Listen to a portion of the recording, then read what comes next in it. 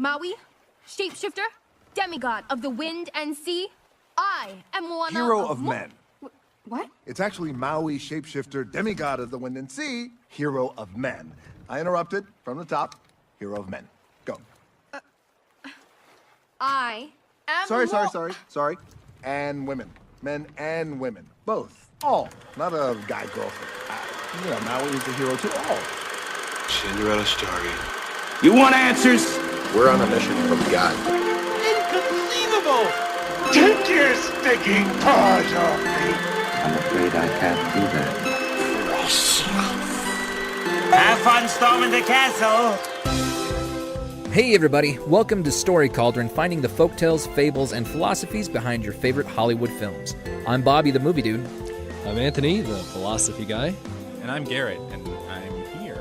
And here at the Story Cauldron, we are watching movies and talking about the stories behind them. We're following in the spirit of what J.R.R. Tolkien talked about in his essay on fairy stories, where he described the cauldron of story as this big pot of cultural soup where all of the things that we experience and hear and talk about get thrown and mixed up and ladled out in every generation to tell new stories. So we think that we're telling original and new and creative things, but we're always relying on what came before us. Nothing is original, everything's connected, and that's what we're here to explore. And today we're checking out Disney's latest princess story about a girl who wants more in her life, and she is also Dwayne Johnson's babysitter and teaches him not to take things that don't belong to him. It's Moana. Moana. So let's start with the movie itself. Moana is based loosely on Polynesian mythology. She is the only daughter of a chief in a long line of voyagers. And when the island runs out of fish in the lagoon and the coconuts start molding, she learns that the demigod, Maui, caused the blight by stealing the heart of the goddess Tefiti.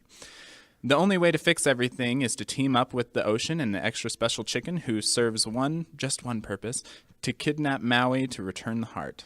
Yeah, really, what was the chicken's purpose in this movie? I mean, that's hardly... He got the stone before it went off of the boat. Oh, that's right. That's the one purpose. That's the then one every thing. Disney princess needs some form of animal sidekick. That's true. Yeah. I thought it was going to be the pig. Me too, but Kind of a bait and switch. She just said bye. But yeah, It's ridiculously popular. We can start off with that. I mean, it's almost got a perfect score on Rotten Tomatoes. We're talking 96% here. That's wow. Awesome. And it's been nominated for a ton of awards. It hasn't won very many, mainly the main actress who voices Moana, Auli Cravalho, has won a couple, but this has been... I think a breath of fresh air for a lot of people. Certainly, talking as a dad who is more than tired of the whole Frozen epidemic, I'm pretty thrilled that this is kind of moving in a very different direction. Not entirely. I mean, it's clearly relying on a lot of classic Disney tropes, but the whole character of Moana and her storyline and her motivation is different than what a lot of the Disney princess movies have been. So, well, I think another reason why it's so widely popular is because everyone loves the idea of just going to the beach and relaxing. It's set in as opposed to going out on a spot, mountaintop and freezing. Basically, yeah. I mean, I'd rather be in the ice ocean, monsters, but... you know. Now you just have giant crab monsters and tiny little pirates. And So it hasn't been all that long since I first saw it, actually. I mean, we weren't running out. I think maybe it was because of the trauma of Frozen. And we'll get to, I'm sure we'll do a podcast on Frozen at some point, so I can experience that catharsis. But until then, I don't know if it was shell shock from that or something. We weren't running out to watch Moana with our daughters, but when we... I think they watched it at... The Frozen chilling effect. They watched Moana at somebody else's house, and then we ended up seeing it. I was really impressed. Pretty sure it was my house. I think you're... We Yeah, were I watching think it the actually girls. was. It's your fault, probably. And I wasn't home, so I watched it for the first time 2 days ago because I just really didn't want to, and now that I have, I just don't want to stop talking about it or stop watching it. Yeah, or singing it. The soundtrack, I was just going to say, is much... it's much less painful to the ears, and I'm being maybe a little unfair to Frozen here, But I think the soundtrack works a lot better. It makes more sense with the movie. The songs are a lot of fun, and It's Lin-Manuel Miranda. I mean, how can it not be great? Yeah, he's awesome. So This movie, one of the things that Moana was kind of heralded as is that it is intentionally taking Disney in a new direction by finding roots in Polynesian culture, as opposed to a lot of the fairy tales that they're telling are coming from Europe. This one is about as far from Europe as you can get. So we are we're thrown into the South Pacific. We're meeting people like Maui and going places like Lalotai. I mean, this is very different from Snow White and Rapunzel and Elsa. I think we just found out that this is your own personal vendetta against Frozen. well, it's one of the things that there's not a love story arc. That's true. Granted, there's not really one in Frozen except for with the sister, but there's not one at all in this one, and that's why it was so refreshing for me. Just because it's not the normal Disney love story arc. Yeah, there's no Prince Charming. There's not even really a prince, is there? I mean, Maui doesn't really qualify, and there's certainly no romantic connection there. But It's more about familial love than romantic love. Yeah. right, yeah, and Moana is a much more sacrificial character in that she's giving herself up to try and save her family. Should we just dive in and start talking about what the whole story is based on? I guess. Sure. It's a big melting pot of different cultures. It's big and just a bunch of different perspectives, I guess. They're all South Pacific, but there's the little variations between each culture. You have the Maori, we have the Polynesian, Hawaiian. You can kind of see the whole tapestry, I guess, of variations in this whole area, and they all kind of come together. And do you think that it kind of takes away from the overall story, seeing that there's like little bits of each one, or do you think it kind of homogenizes it, or do you think that it helps push the story along and makes it more accessible? There's good and bad between all of it. Yeah, when you look at a lot of the different islands in the South Pacific, they do have their own unique cultures and heritage, but they are related. There's kind of a family resemblance between a lot of them. Like the character of Maui, there's a good place to start. If you go to a lot of different islands scattered around the ocean, there's a lot of different stories about Maui, and they're not all the same. Sometimes he's more of a god, sometimes he's more of a human, sometimes he's somewhere in the middle, sometimes he's pulling up islands out of the sea, sometimes he's lassoing the sun with his sister's hair, but it's all called Maui. And I think it was kind of clever of Disney to try and create a melting pot with all of these different stories, to rather than just pick one and say, we're going to go with the Samoan Maui. And it's like, well, we're just going to tell a story about our Maui and kind of rely on all of these different traditions in different ways. Because a lot of them are at least mentioned. If you listen to You're Welcome, the song Maui sings, a lot of the things that he talks about, a lot of the different lines about when he's bragging about the feats he's accomplished, are actual stories that you can find on one or more islands in the South Pacific. So I think it builds the story better, gives it more of a foundation to. All right. And I think they did a really good job just compiling all of those different stories and the different variations and putting them into one character for the sake of the film. I think that they could have left some stuff out, but they didn't, and that's what I like about it. Yeah, they didn't change a lot. Granted, they changed the appearance of Maui because it's Disney. Mm-hmm. They have this idea in their head that bigger, powerful, so on and so forth. They exaggerate characteristics that they find in the characters physically. That chicken looks pretty dumb. Yeah. Right, exaggerated. Exactly. And then you have the stories of Maui. Like, he's not just an orphan child that was thrown into the ocean. He's actually a demigod, much like Hercules was. He's the son of a god and a mortal. So who's kind of like caught in between. Yeah, I think that was one of the things that Disney kind of made their own. This is one place where Disney's Maui looks a lot more like other Disney characters because it Orphaned. Yeah, orphaned for one thing, and the fact that he was made into a demigod. I mean, he kind of describes that in the movie, right? If you go and look at the actual myths about Maui, usually he is what he is. He's either a god or he is a human. The idea of becoming a god, that's definitely something you see in other Disney movies and in other Western cultures. That's kind of a big Western trope in mythology, earning godhood. Maybe that's something that Disney kind of folded in from Disney's Western heritage. Yeah. Which, I mean, hey, that's what we do when we tell new stories, when we take old stories and tell them anew. You know, we bring our own ideas into that. Yeah, exactly. So we have the origin story of Maui is different in Disney than it is in much of these different cultures. But we have the story of how he got his hook as well, which is a lot darker than I'm sure Disney would want to put it into one of their movies. And this is not the last time that we're going to be talking about Disney watering down or sanitizing. Maybe we'll say sanitizing older fairy tales. A lot of the Grimm's fairy tales are Quite grim. quite grim. I mean, bloody and dark, and talking about all sorts of adult content that you're never going to put into a kids movie. You couldn't even put it on primetime television. So this might be the first, but it's definitely not the last time that we're going to see ways that Disney has brightened up these myths. But what is it that you're thinking of with Maui? Oh, well, so in the movie, Maui says that he was given this hook as a gift from the gods, and that's where he gets his power. That's why he's a demigod. But in the mythology that I found, Maui steals the hook, and it's not a hook. I mean, he steals a jawbone of a god and then fashions it into a fish hook. So, I mean, so metal.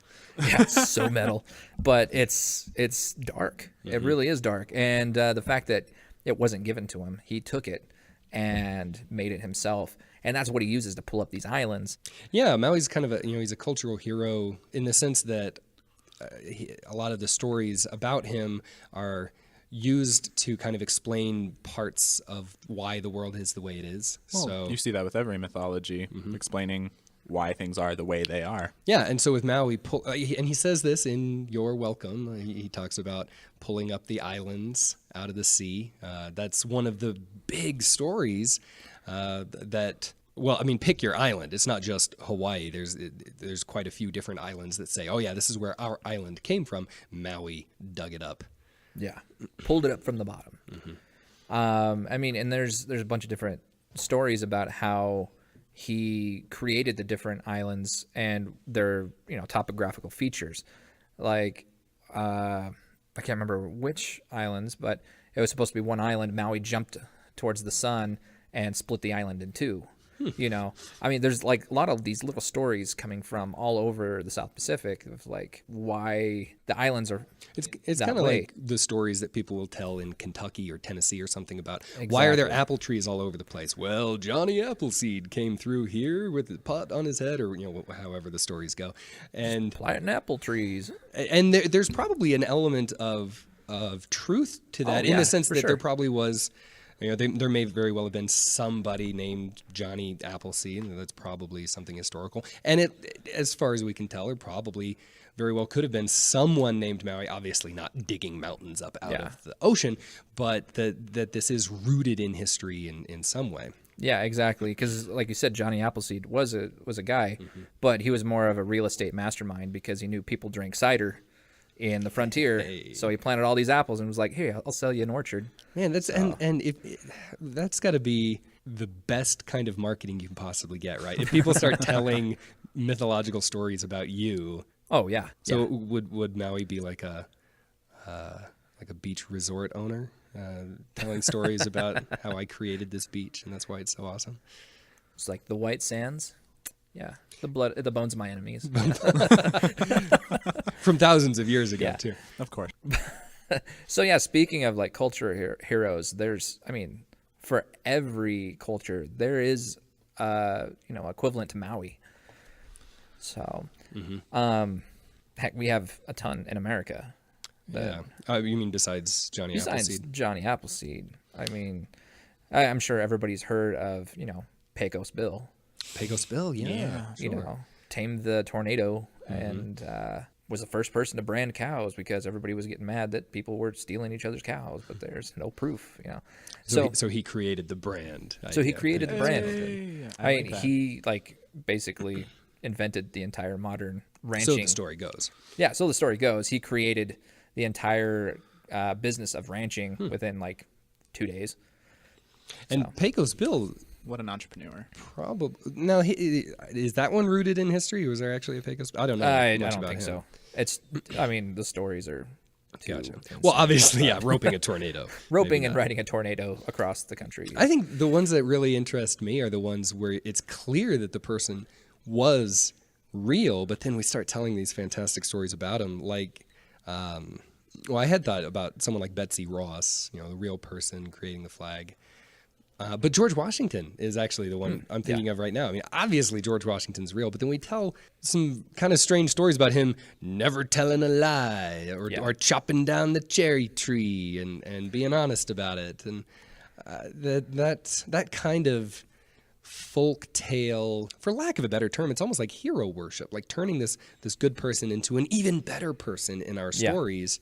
By adding all of this stuff, almost like a snowball rolling down a hill, right? It picks up all of these stories over time. And with Maui, maybe it's just that there's been so much more time to talk about him that now we're telling stories about him as an almost deity. Yeah, definitely. It's something that happens in every culture, and then this is a great example from Polynesian mythology and South Pacific mythology. So, to keep the ball rolling, what kind of deeds are attributed to Maui? My favorite one is that he pushed the sky up so that people wouldn't have to crouch when they walked. So that they could stand up straight and walk around. That's awfully thoughtful that of he him. pushed the sky nice up guy. into the sky. That's my favorite.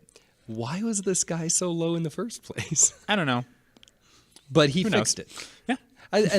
I love that kind of element about how you don't have to explain why the problem was there. But there was a problem. There and was he clearly fixed a it. problem, and Maui's so great. He fixed it for us, and good for him. Sounds kind of similar, pushing the sky up. It's going to sound kind of like the Greek story of Atlas, with the mountains or the sky resting on his mountainous shoulders. But Maui just kind of pushed it up and then walked away and had other adventures. Like it stayed up there once he pushed it up there. That's much. He's even better than Atlas. He didn't have to stand there and hold it. Yeah. He was able to do more. Yeah, it's funny how because that's not the only parallel actually that comes to mind between Maui and Greek mythology. If you know the Greek story of Prometheus stealing fire from the gods to give to humanity, there's a very similar story about Maui doing pretty much the same thing, either fighting somebody for the secret of how to make fire or just stealing fire and giving it to humans. Giving it to humans. Sometimes he gets punished for it, but usually not. Usually Maui's, again, because he's so great and big and strong, Prometheus was punished, right? Prometheus gets captured and tied up and is like tortured by an eagle. But Maui, in a lot of the stories, he's continuing to run free. He's so good at stealing things that he gets away with it. And we humans get fire as a result, which is nice. Warmth. And I guess we do kind of see that in the movie too. I mean, with him stealing the heart of Tafiti. Yeah, so man can create himself, can create life. Oh, is that what it was? Yeah. Yeah. Because, humans want to play God in every single thing they do. And so Maui's going to help us play God. Well, it didn't work out, but Does the heart ever actually do anything like that? I don't remember. I mean, I know they're playing with it and like fighting over it. It's just in the ocean. It's okay, yeah. So, I mean, nothing really happens to it. It's lost. Is that the reason that the ocean has life? Because the heart of Tafiti is in the ocean. In the ocean. Oh. And then the ocean chooses Moana. Interesting. So it's not like when Maui keeps throwing it away and it keeps throwing it back, it's actually the heart doing it, not the ocean. Well, I mean, in the movie, the ocean takes care of Maui when he's pitched into the water. So It's true. It's already has some sort of personification that it's able to do things. So that's before the heart goes missing. So And this is one of my favorite things about fairy tales or mythology in general, is that that's never explained. It just kind of says, oh yeah, sure. Obviously, the ocean's alive and taking care of this toddler. Yeah. At first, I was like, "Holy crap, Moana is Moses." Yeah, but it just kind of throws you in and says, "No, we're not going to explain this. You're just gonna own this." It's just gonna be, and then it tells the story from there. I like that. Sorry, that was a tangent. It just something went in my head, and I was like, "Oh." yeah. So another story that I really like is how Maui brought coconuts to the people. Yes. I thought that was pretty also cool. mentioned in You're Welcome. Yeah. Come to think of it, kid, honestly, I could go on and on. I could explain every natural phenomenon. The tide, the grass, the ground. Oh, that was Maui just messing around. I killed an eel, I buried its guts. Sprouted a tree, now you got coconuts. What's the lesson? What is the takeaway? Don't mess with Maui when he's on a breakaway. Exactly. And I didn't catch that until like the second time I watched this movie. But he's all like, "I buried the eel in coconuts, and you're welcome." Now you got coconuts. And I was like, oh wow. Is that a thing? But yeah, that's one of the stories that I came across when I was doing some research for this episode, was actually a thing. Yeah, he fights a big eel, Snake. and then actually buries the eel's body And now we got coconuts. And then the palm tree went up, and the coconuts came. because snakes. Again, just go with it. You're just exactly. gonna- Exactly. You don't think about it. And sometimes, apparently, in Moana, the coconuts come alive and put on war paint and try to attack you. Yeah. Teeny tiny little pirates. Let's talk about the Mad Max pirates. The Kakamora. The Kakamora. I love that's just such a fun word to say. It really is. Kakamora. So yeah, are they based on something real, or were they a Disney invention? Well, loosely based on something real. Loosely. It's there are stories from the Solomon Islands about these little creatures covered in hair. They actually sound like hobbits to me because they live in caves in the ground. They Definitely a different temperament. yeah, they're much more even in the Solomon Islands. They're said to be more dangerous. They've got these sharp nails on their hands and feet that they will attack you with. But yeah, they're supposed to be just kind of short, hairy creatures that live in the forest and almost like Bigfoot, but small, tiny little Bigfoots, big feet. So Tiny little foot. Bigfoots. But Yeah. so there is that story there in the South Pacific, but then Disney takes it and turns it into these living coconut monsters, which are kind of cute and kind of terrifying. Yeah. And excellent shipbuilders. Oh yeah, man, those things were elaborate. Yeah. One ship turned into 3, and you were going, what? I seriously thought about Mad Max, and I was like, oh boy, here we go. Yeah, because they're not actually speaking English, are they? No. They're just kind of speaking some kind of gibberish. Mm-hmm. You got to hand it to Disney too. I mean, they're cute. People are going to buy action figures. of the Little Kakamora stuffed animals. little stuffed Kakamora. What are those things called with the really, really big heads and then the teeny tiny little bodies? Oh, the pop the figures. Funko Pops. Funko Yeah. Pops, yeah. Yeah. I'm sure we're going to see some of those. You want to? Oh, that would be great. A Kakamora Funko Pop. It would just be the head, wouldn't it? There wouldn't be a little body. There'd be 2 tiny little feet at the bottom. I mean, I'd buy one. But And that whole sequence, that one was one of the more odd parts of the movie. I liked it. I liked it when the Kakamoras show up. But you could take that scene out of the movie, and I don't think it would change the story at all. I mean, really, am I wrong about that? What do you think? I don't know. I think that they kind of needed it in there just as the explanation of this heart is a really powerful thing and everybody wants it, because Moana didn't know that before that point. Okay. Oh, I guess true. she did, but her grandmother was telling them the stories when they were teeny tiny little children. And so crazy, she crazy must have, grandma says all sorts of crazy things. hey, everybody has one. So she was like, I've got this heart, and I'm just like going to go put it back. And Maui's saying, hey, It's dangerous. You need to stop. And then, that's when they show up. Mm-hmm. And it Yeah, just kind of, She doesn't realize that turns her into the biggest target in the ocean.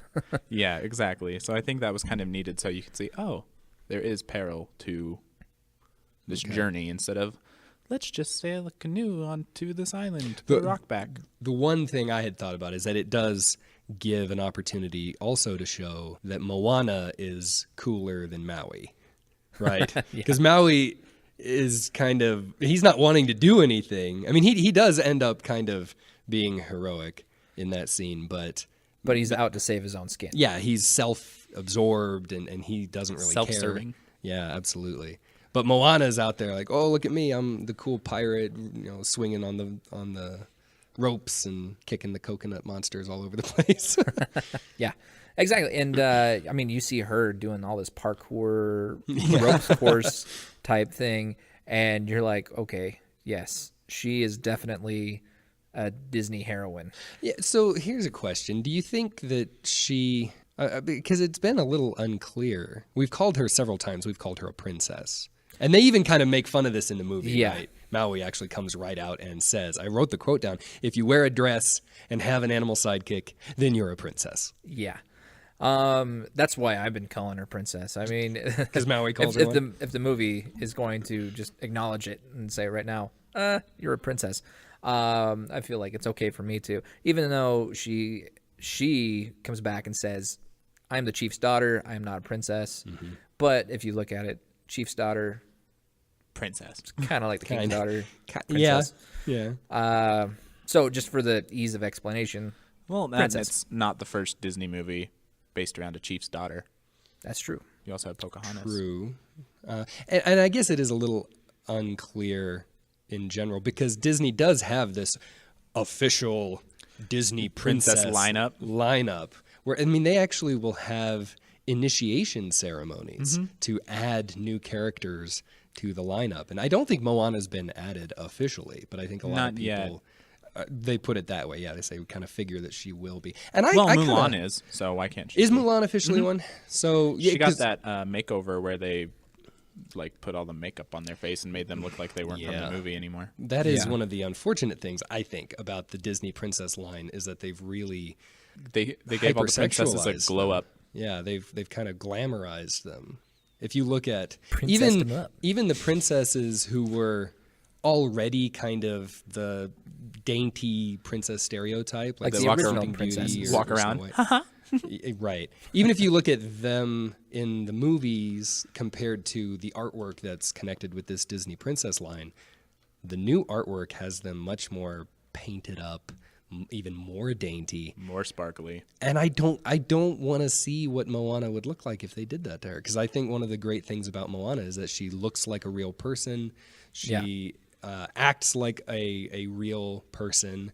I mean, she's about as far as you can get from a damsel in distress. Yeah. I was just waiting. I really wanted a scene in the movie where Moana picked Maui up.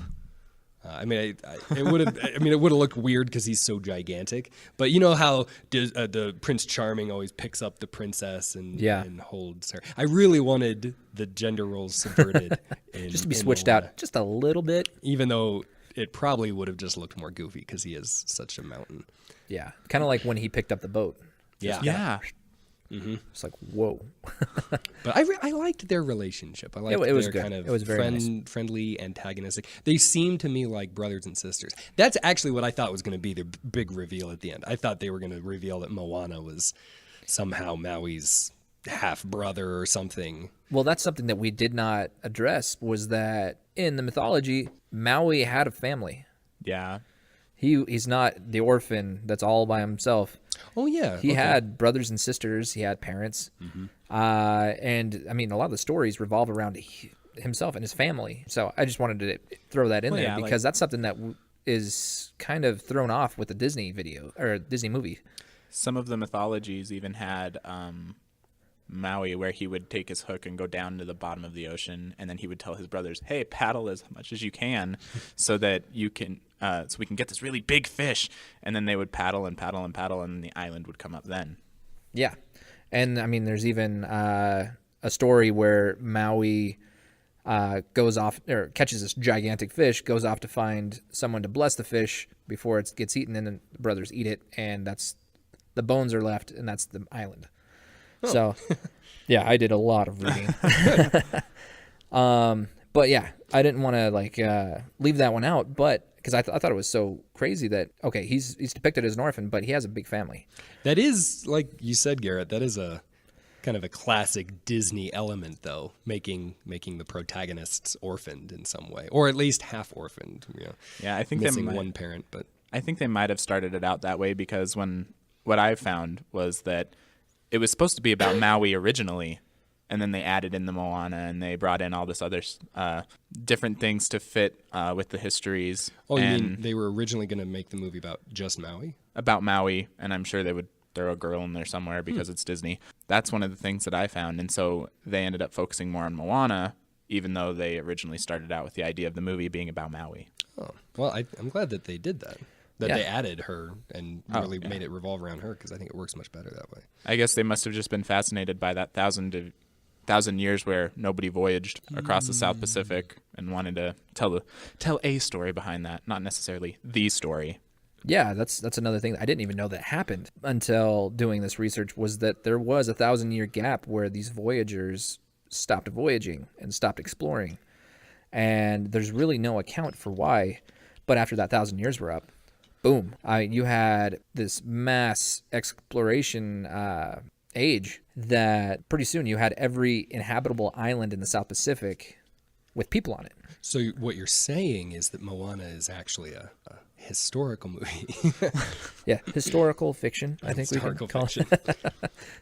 There were 1,000 years, and then Moana was born. Yeah, 1,000 years, Moana was born. She saves everybody and gets them voyaging again. Yeah, makes sense. And brings fish back to the water.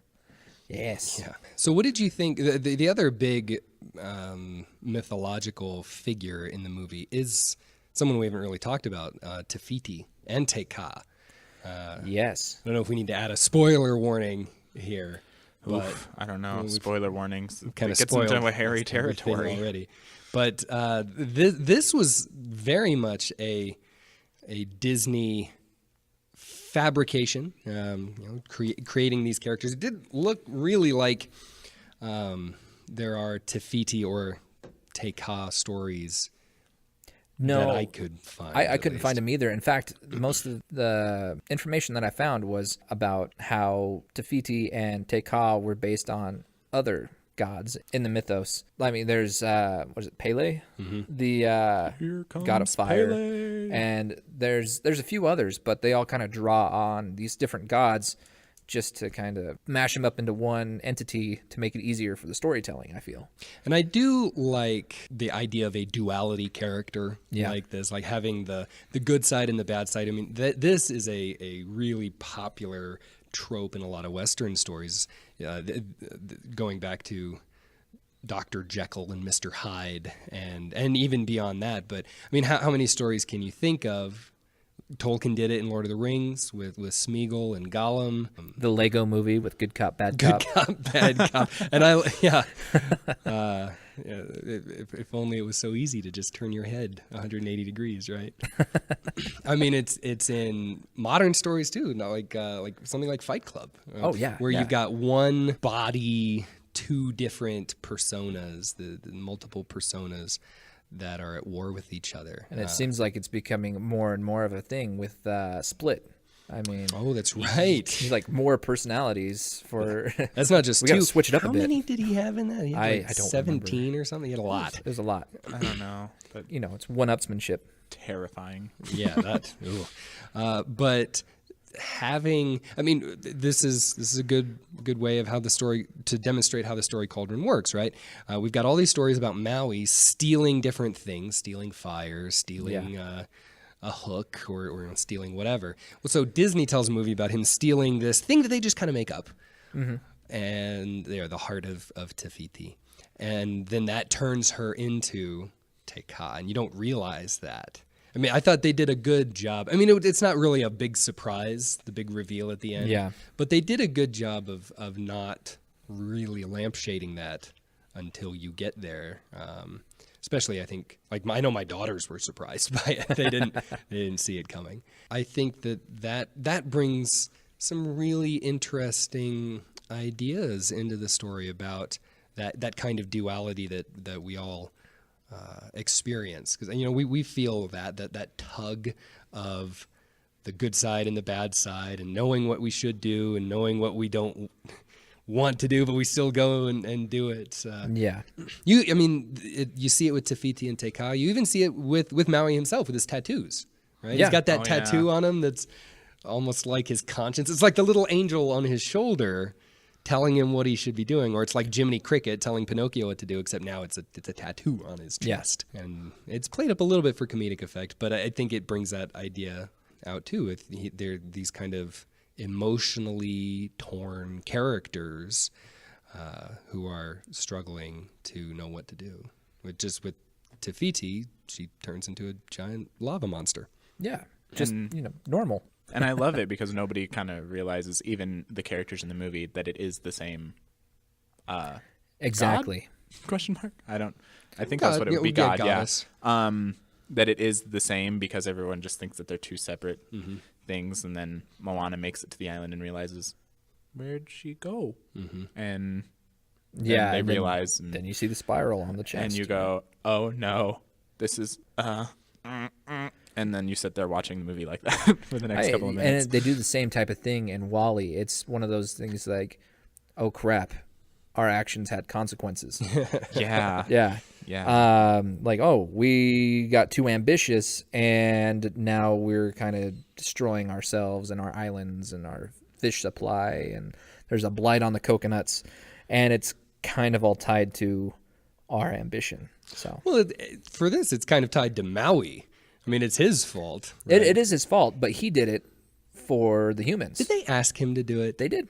Oh. Because they wanted the power to create. I thought he was just trying to be nice. Yeah. And then he messed everything up. Well, at least that's because what he I wanted got the out of it. humans to love him. Yeah. Oh, okay. Because so isn't that all what we're searching for is love? Well, certainly he was. He was kind of a, I don't know, there's several points in the movie where you just want to wrap your arms around his ankle, because that's probably the only thing you could get around. And you just want to give him a hug, because he is a really sad kind of character. I mean, he doesn't really help himself a lot until the end. Yeah. But you do kind of feel bad for him, and that he's all alone, and that he's looking for attention. Yeah, and that's one of the main motivators at the beginning, though, is Moana whispering in his ear. He's like, think of all the people. You'll be their hero again. Oh, yeah. Maui. Right? So, I mean, it's definitely self-serving, because he wants to be in the good graces of people again. But towards the very end, you see this kind of change. And, I mean, it's nice. I mean, you see somebody self-serving kind of open up and help out other people for the sake of helping other people. That's, one thing that I think Disney does really well. Oh, yeah, definitely. The change in the characters, or the character development throughout just the hour and a half that you're watching the movie. It's always nice to see that click and change and see people become better people. Mm-hmm. Well, so here's an odd thought. If you think about Maui and his tattoo, the tattoo seems like the more of the good guy, the conscience, and for most of the movie, Maui's the, for lack of a better term, bad guy, the selfish, thoughtless one. If you think about Te Fiti and Te Kā, obviously Te Kā's the bad one, and Te Fiti's the good one. And if you go back and think about other characters like Dr. Jekyll and Mr. Hyde, Dr. Jekyll's the good one, Mr. Hyde's the bad one. Why is the bad one always the strong one? Oh, this is going to get deep. What do you think about that? Self-control.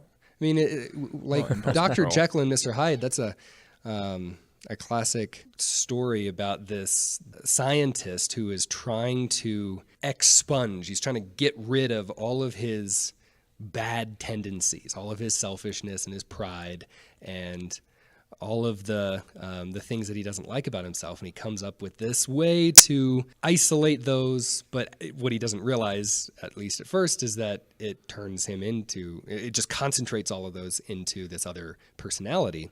Mm-hmm. And they play it up in later movies and later adaptations. If you read Robert Louis Stevenson's actual book, Trust me, it's worth it. It's only like 100 pages. It is really short.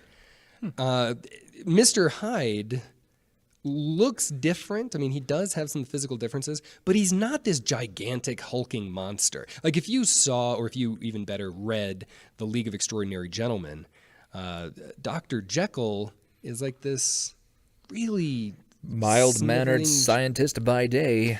yeah, and then he turns into the giant hulking monster of Mr. Hyde. That's not really the case in Stevenson's book. They both just kind of look like normal people, except Mr. Hyde is more than happy to beat people to death with his cane. Yeah. So. And but still, Hyde is he does kind of have this power, this strength to him, and that just gets exaggerated as the idea of the Incredible Hulk does get brought into the character. And then Te Fiti is like this nice, peaceful island, and then Taka is this giant lava monster throwing fireballs around. And I mean, the bad guy is the strong one. Yeah. So throughout history and literature, you have this the morality of self-control, and I mean, you get rid of that self-control. I mean, there's talk about like, okay, what are you capable of when you don't have this conscience on your shoulder telling you to, hey, maybe you should hold back, or on your peck, or be quiet, or you're sleeping in my armpit. Yeah, just the self-control. The idea of self-control. Yeah. But that's a good thing. Self-control is a virtue. It is a virtue, yeah. So, I mean, you practice self-control, but if you lose that, I mean, there's no limiting, like, what kind of power you would have. And I feel like that is a common theme throughout literature, and, the evil is always stronger. Oh, yeah. Evil is often connected to chaos. Yeah. And the wild animality. Exactly. Whereas goodness is, in some sense, orderly. I mean, I get you can go too far. I like. Oh, I get to say Aristotle here. Aristotle, he had this idea about virtue that he called it the golden mean. For Aristotle, the Greek philosopher who lived, about 300 years BC. For him, every virtue lay equidistant between two vices, blah, blah, blah. What that basically, rather than having virtue and vice as opposites, like a light switch, it's either on or off. You either have virtue and you're good, or you have a vice and it's bad. Like, so either you're courageous or you're cowardly. You're good or you're bad. That's the way we often talk about virtue. But for Aristotle, he said, no, you can actually have too much of a good thing, and that's just as bad as if you don't have any of it. So like courageous turning into pride. Yeah, so much so that if you're so courageous that it just goes into rashness, if you're so courageous that you're going to run headfirst out onto the front lines of battle and put yourself into harm's way unnecessarily, that's not courageous, that's stupid. Yeah. And or if you like run out into the battlefield by yourself and put other people in danger, you're not being courageous so much as like being a jerk. Being a jerk or detrimental to everyone around you. And so you can have too much of a good thing. You can't have too much order. You can see stories like, well, even something like Star Wars with the Empire, any kind of the imperialistic control. I'm excited about the upcoming Wrinkle in Time movie, because that book was one of the most important books for me when I was a kid. And in that book, order is very much a unnerving thing. When you've got all the kids bouncing the balls at the same time, it's very creepy. So you get that nice sweet spot, that nice Goldilocks sweet spot where it's not too hot, it's not too cold, it's just right. And maybe that's why we like Maui at the end, because he still has some of that kind of bravado. Still's got that pride, but it's tempered now. He's kind of learned something about being more sacrificial and being more of a friend. So he's not too hot, not too cold, but he's just right. While I do enjoy talking about this demigod, I would like to discuss the decapod. Nice segue. Tamatoa. And Lalotai. So what do you want to talk about? I just, he really likes to be shiny, and you do you, boo-boo, and I want to discuss it. I really like how they kind of have this underworld type thing going on where, he has to jump and break the top of the mountain or whatever it was to go down into this under the sea area. Which is what Lalotai actually means. I forget what language it is, but it's supposed to actually mean under the ocean. How Very Little Mermaid. But I really love how you go down there and everything is like just somewhere on the food chain. Oops, I just hit the microphone on accident. Everyone's on the food chain and they're going down there trying to just find this hook, and it was such a good scene. Didn't have anything to do with the music, though. Well, it's a pretty good song. That's my wife's favorite song. Yeah, it's a good one. It's Jermaine Clement, so yeah, it's got to be good. Yeah. Okay, so it's the realm of monsters. What did you think of everything that was down there? Terrifying, but brighter than I expected. Because, when you think realm of monsters, you kind of think dark and kind of like shadows everywhere, that sort of thing. And for me, this just gave me the vibe of the thing that I was thinking about was the movie Evolution. After the meteorite goes into the cavern and the alien ecosystem takes over and everything's all brightly colored. That's exactly what I thought of the entire time watching it until, Tamatoa came up. It made me think of Vegas. So I think we were thinking the same thing, Pretty actually. close. Everything's covered in bioluminescent. Although the one part that really freaked me out was the guy in the mask that was all jerky crawling towards Moana before it gets eaten. Mm-hmm. That was a lot. I will say that entire sequence freaked me out because I don't like the idea of going underwater. The whole deep sea anything. I just don't like the ocean. Just uncomfortable. So the whole idea of her being underwater, I was uncomfortable that whole scene. I was more than happy when it was over. I mean, it was fun. I liked Tamatoa, but yeah, it was unsettling. And I think it's supposed to be unsettling. I mean, in some interviews, the film writer said in one of the initial scripts that was not going to be a realm of monsters, but it was going to be the realm of the dead. It was going to be a literal underworld filled with spirits, as opposed to these monsters. Gotcha. And that, I'm not sure why they changed that. If they thought it was going to be too dark. I know why. Tell me. All right, so here we go. In the mythology of Maui, he tries to go to the underworld and come back to kind of like overcome death. And by overcoming death, he would defeat death and nobody would ever die. So, I mean, if you think about it, if they would have done that with Moana and she came out alive, it would have been kind of overturning the mythology itself. Oh, yeah, making her even better than Maui. Yeah, and then defeating death and just kind of... Because in the stories, does Maui... He must not have actually accomplished it. He does not accomplish it. No, actually, he dies. Oh, he dies. He dies. He does not make it out of hell. Oh, I see. So there is... Yeah, I mean, and the mythology says if anybody comes back from death after going in... they defeat death. Nobody will ever die again. Mm-hmm. Maui dies. He was the only one that would have been kind of capable of doing that. And therefore we have a, 72-year lifespan type thing, So I feel like if they would have done that in Moana, they would have kind of been trashing this whole mythology. Yeah. And they had this, what was it called?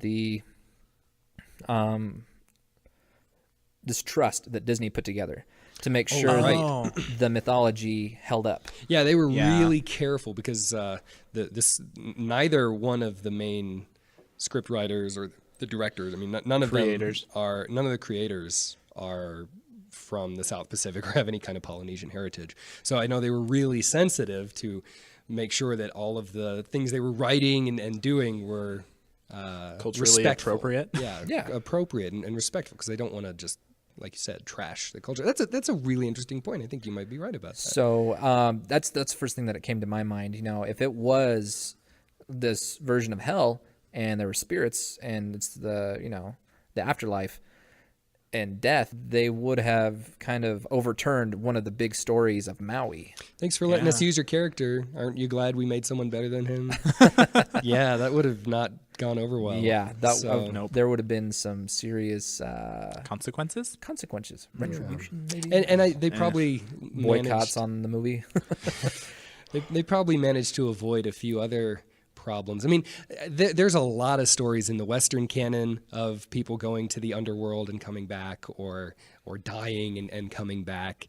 And I'm glad that they didn't make Moana another one of those. Yeah. Right? I mean, that going to a realm of monsters, it's similar, but it's kind of different, kind of fresh, new, interesting. I mean, I want to know more. For as unsettled as I am about like watching it and thinking about it, I like the idea of, if they do a Moana 2, I don't know if they need to do that. I kind of hope not. Yeah, I'm not a big fan of Disney sequels in general, but if they do, I kind of hope that they flesh out the Lalotai realm a little bit more. That would be cool. Since they've kind of set themselves up for an opportunity there. Yeah. But yeah, that was one of the big things that stuck out in my mind was, I'm glad they made it the realm of monsters instead of the afterlife. Mm-hmm.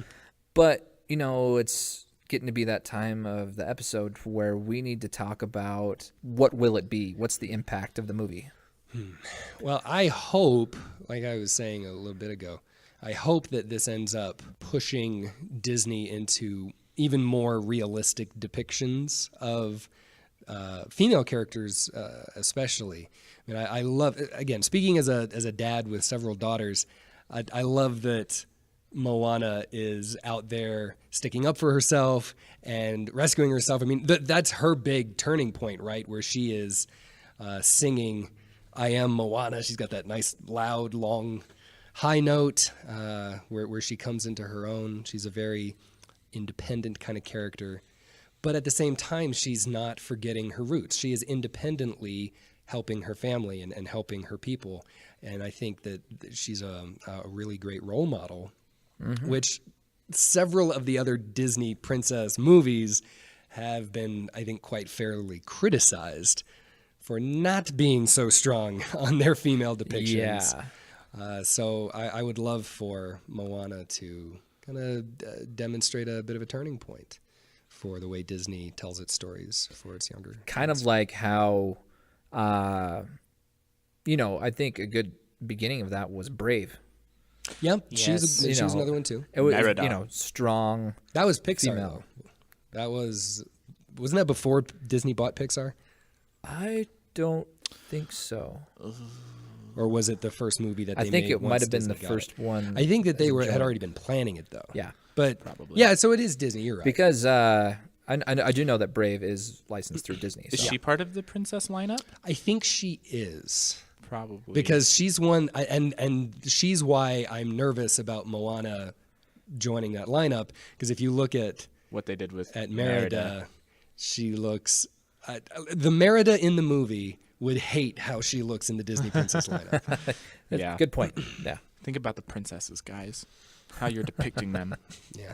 So, and I like you said too, I really like that there was not even an attempt at a romantic storyline in this. Yeah. I'm not against romantic storylines. I think that can work really well. Tangled had I thought they did it really well. Mm-hmm. I thought Frozen didn't. But this really shows that you don't have to do that in order to still tell a really great movie. They're still talking about love. Like you said, Garrett, they're talking about family love. They're talking about that kind of partner friendship love. Like a platonic love. Between Maui and Moana. I think you can say that they love each other, but they're not in love. They're not in love. They're going to be. Do they friends. like each other? Yeah. Oh my gosh. So if you want to think about more, I'll put a link in the show notes. But C.S. Lewis wrote a really great book about this called The Four Loves, where he actually. It's one of the weaknesses in English is that we only have one word for love. We use the same word to talk about the love that you have for your romantic partner and for your parents and for your favorite food. I mean, we use just one word, love, for all of these things. C.S. Lewis, good friend of Tolkien, wrote the Chronicles of Narnia and a bunch of other books.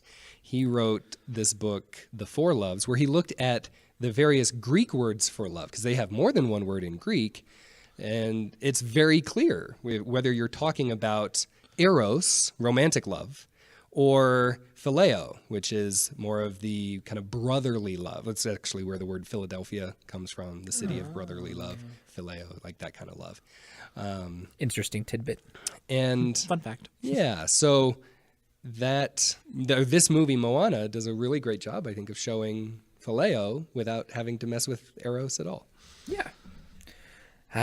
Because when you bring eros into it, it just complicates everything.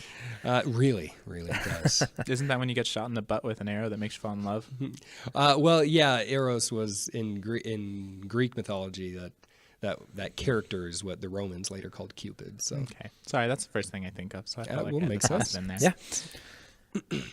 So, is there anything about this movie you would change? No. Not at all. I really enjoyed this movie. In fact, that's why I agreed to watching your kids, so I could justify watching it. I wanted to see it, and so that gave me the perfect excuse. But I watched it, and it was really good. In fact, a friend of mine in Phoenix, who is like the biggest fan of blood and gore and at least R ratings, he's like, you really need to watch Moana.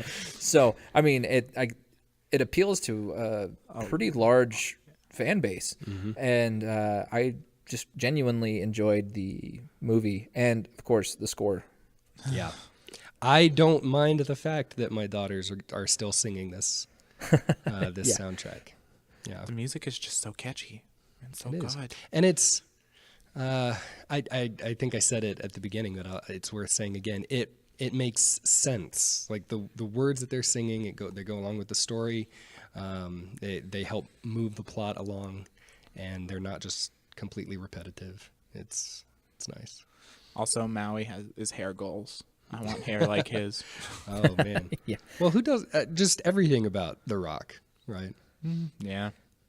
Well, he's like the world's sexiest man, That's according right. to some articles. So. According to most thinking people, I think.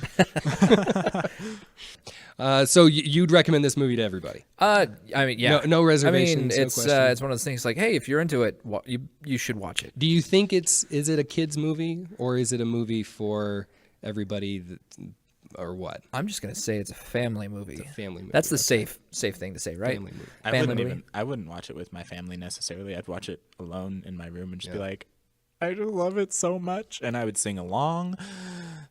Yeah, I mean, even if I didn't have little girls at home to watch it with, I would still have watched this movie. I probably I guarantee I would not have watched it as much as I have.